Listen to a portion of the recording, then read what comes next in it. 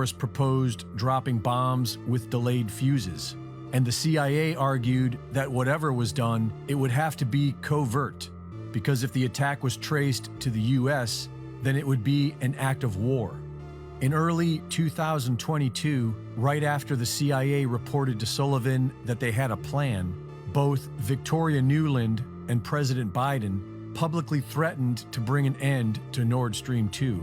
If Russia invades Ukraine, one way or another, Nord Stream 2 will not move forward.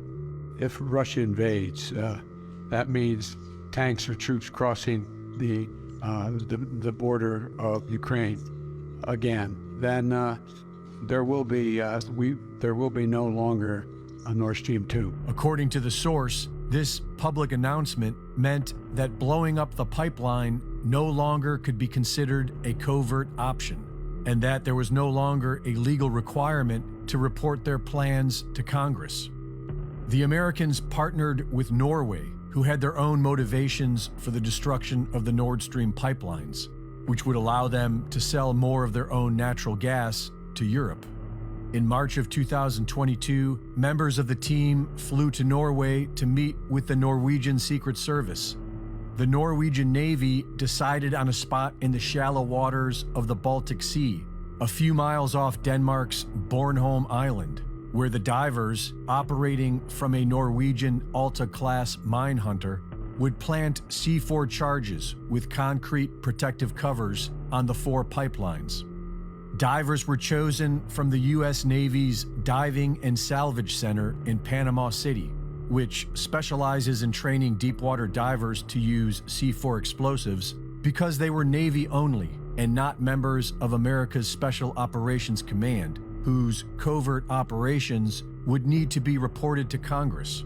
The mission was secretly embedded into an annual training exercise already scheduled for June of 2022, known as Baltic Operations 22, or BALTOPS 22, wherein the Panama City divers would place C4 explosives with a 48-hour timer attached.